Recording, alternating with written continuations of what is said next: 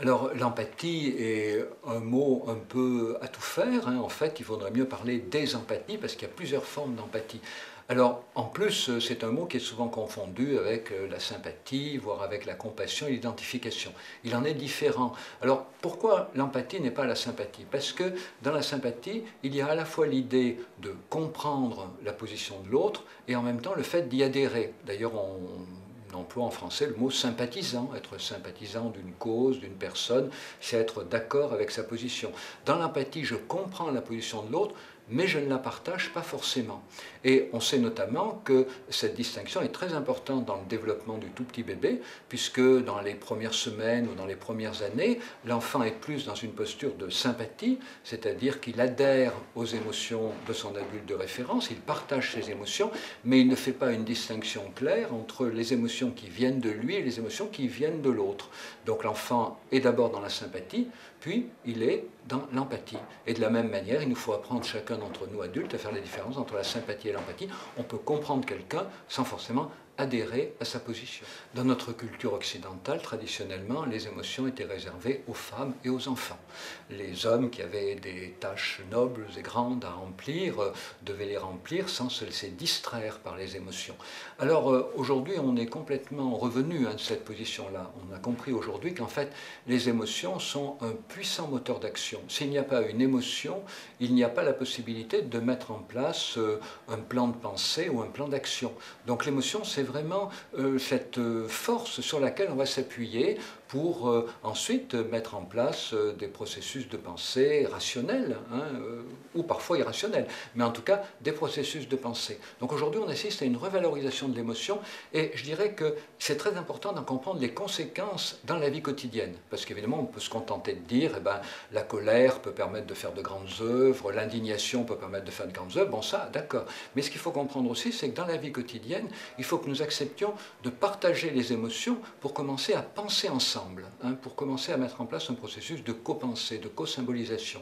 Ben, ça veut dire accepter la réciprocité des émotions, se réjouir de ce qui réjouit l'autre, s'attrister de ce qui l'attriste, et commencer à penser ensemble à partir de là. Et ça a notamment des conséquences importantes pour les gens qui sont impliqués dans des processus de thérapie. On sait aujourd'hui comme c'est important qu'un thérapeute ne garde pas un visage neutre, inerte, mais quand bien au contraire, c'est important qu'un thérapeute renvoie à la personne qui vient le voir ses propres émotions, être capable d'empathie, c'est-à-dire de s'attrister de ce que la personne raconte de triste, parfois d'ailleurs sans se rendre compte qu'elle est triste elle-même. C'est lorsque le thérapeute va accepter de manifester une émotion de tristesse que le patient tout d'un coup peut se rendre compte que ce qu'il racontait était triste. Et si en plus le thérapeute lui dit mais c'est triste ce que vous racontez ou vous êtes triste, et le thérapeute va pouvoir le dire parce qu'il a ressenti l'émotion et accepté de la montrer, le patient va faire un pas de plus, il va non seulement mieux mettre des mots sur ce qu'il a vécu, mais en plus il va réaliser ce qu'avait été son émotion, alors que peut-être sur le moment il l'avait mise de côté pour y échapper, pour ne pas y penser. Donc ces émotions, vous voyez, non seulement elles supportent la pensée, mais elles supportent la relation, la communication, et je dirais le co-penser, qui est vraiment aujourd'hui la chose fondamentale. Penser ne suffit pas, il faut apprendre à co-penser. Aujourd'hui, on parle beaucoup d'empathie pour les animaux, mais aussi pour les êtres humains. Mais je crois que le problème principal pour les êtres humains, ce n'est pas de comprendre l'empathie, c'est de comprendre comment l'être humain a une capacité extraordinaire à pouvoir retirer ses semblables du bénéfice de son empathie. Parce que quand même, quand on regarde l'histoire, et surtout l'histoire récente qu'on connaît mieux, dont chacun reste encore marqué dans sa famille, dans sa mémoire, quand on voit l'histoire récente, on s'aperçoit qu'il y a une succession de massacres, avec la capacité de gens comme vous et moi, tout d'un coup, d'être capables de faire des choses terribles, des choses dans lesquelles, manifestement, l'autre n'est plus considéré comme un semblable. Il est considéré comme une chose, moins même qu'un animal, qu'on exploiterait, comme une chose dont on va se débarrasser, qu'on va jeter à la poubelle, qu'on va exterminer. Et donc, du coup, la question principale, c'est celle-là. Pourquoi l'être humain a cette capacité que l'animal ne semble pas avoir de pouvoir retirer son empathie? Et je pense que cette explication, elle a évidemment une série de causes. Et il y a une cause principale et des causes secondaires.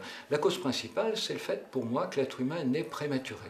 Et dans cette prématurité, il va donc nouer avec son adulte de référence un contact de très grande proximité qui va permettre à l'être humain de développer une subtilité d'empathie qui n'existe pas chez l'animal. L'être humain est capable d'une empathie extrêmement fine, de comprendre des choses avec un haussement de sourcils, avec un clignement d'œil, mais en même temps, pour la même raison, du fait de cette grande proximité avec son adulte de référence, le nouveau-né va développer l'inquiétude d'être manipulé, d'être contrôlé. Et on voit bien chez les bébés des moments où ils se donnent totalement à la relation avec la mère, puis des moments où ils se détournent, comme pour se protéger. Ils sont pris par l'angoisse de notre... Donc du coup, vous voyez, on trouve dans cette prématurité de l'être humain à la fois la clé de l'empathie plus grande, la capacité d'empathie plus grande de l'être humain, mais en même temps la clé du fait qu'il soit capable de la retirer très vite.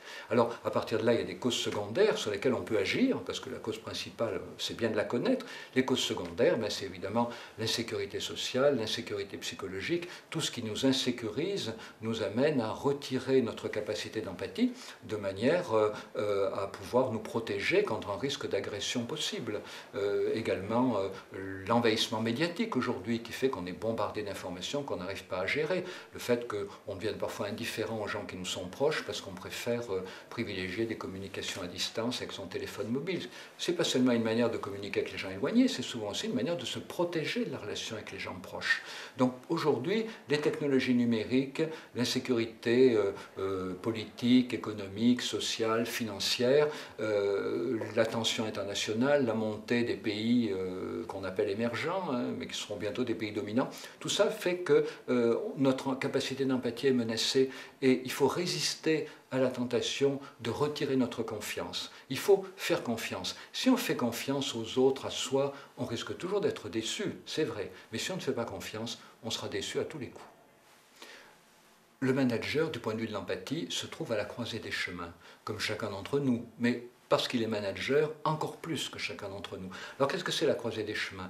C'est le fait qu'une fois qu'on a la capacité de comprendre l'autre, d'avoir une idée de ses émotions, de ses représentations du monde, on va pouvoir prendre deux chemins différents. On va pouvoir utiliser tout ça pour manipuler son interlocuteur, ou on va pouvoir utiliser tout ça pour essayer de construire ensemble, de créer ensemble, dans une relation de confiance, dans une relation empathique. Et je dirais que le manager aujourd'hui, son grand problème, c'est justement de faire confiance. Et on le voit particulièrement autour des technologies numériques. Beaucoup de managers ont grandi dans une culture où il fallait contrôler les employés, délimiter leurs tâches, savoir qu'est-ce qu'ils faisaient à chaque moment.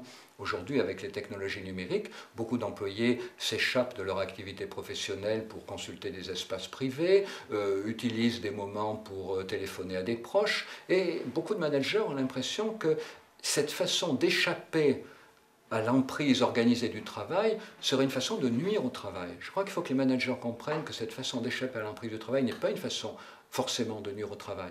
C'est une façon de reconstruire l'estime de soi, c'est une façon de se rassurer sur les liens de proximité, c'est une façon de pouvoir travailler mieux durant 8 heures parce que pendant ces 8 heures, on a du temps pour communiquer avec ceux qu'on a laissés le matin et qu'on va retrouver le soir. Et puis il faut comprendre aussi que certains employés peuvent faire des choses dont la signification échappe au patron et dont l'entreprise pourra être bénéficiaire plus tard. Regardez les grandes entreprises les plus innovantes aux États-Unis, Google, Apple, permettent aux employés d'utiliser plus de 10% de leur temps de travail à faire ce qu'ils veulent. Alors évidemment, on tombe dans la loi 99.1. C'est quoi la loi 99.1? C'est que si on laisse à des gens faire ce qu'ils veulent, il y en a 90% qui vont se contenter de consommer des productions faites par d'autres, il y en a 10% qui vont essayer de biduler quelque chose, et il y a 1% qui va arriver. Mais il ne faut pas que le manager voit les 90% qui vont perdre un peu de temps par rapport à la productivité, il faut voir le 1% qui probablement va proposer des innovations dont l'entreprise a à bénéficier.